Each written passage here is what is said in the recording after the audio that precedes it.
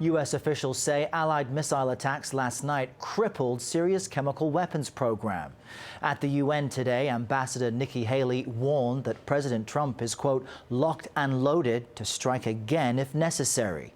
The president on Twitter said the American, French and British strikes were perfectly executed and proclaimed mission accomplished, echoing President George W. Bush's famous words about Iraq 15 years ago.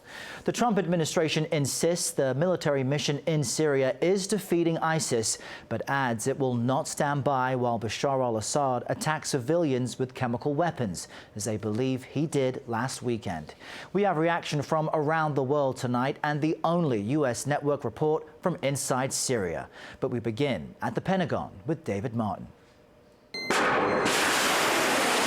A total of 105 long-range missiles were fired, these from a U.S. Navy ship in the Red Sea. They hit targets which the Pentagon's Lieutenant General Frank McKenzie called the heart of Syria's chemical weapons program. This is going to set the Syrian chemical weapons program back for years. The most important target was this research and development center in the capital of Damascus.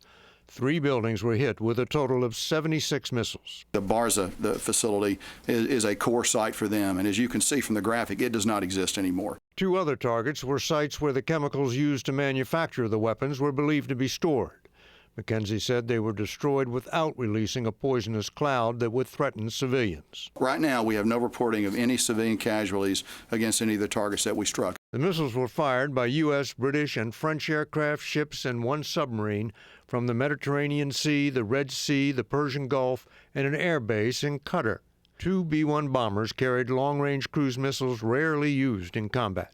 McKenzie said the multi-pronged attack overwhelmed Syrian air defenses. We are confident that all of our missiles reach their targets. At the end of the strike mission, all our aircraft safely returned to their bases. We assessed that over 40 surface-to-air missiles were employed by the Syrian regime.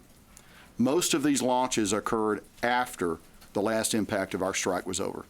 Pentagon briefers insisted last night's strike does not mean the U.S. is becoming involved in Syria's civil war. But at the UN, Ambassador Nikki Haley made it sound like the commander-in-chief has given the military a new mission. I spoke to the president this morning, and he said if the Syrian regime uses this poisonous gas again, the United States is locked and loaded. Perhaps the biggest concern before the attack was that Russia would attempt to shoot down some of the missiles. But when it happened, Russia did nothing to defend its Syrian allies. Errol? That surprised many. David, thank you.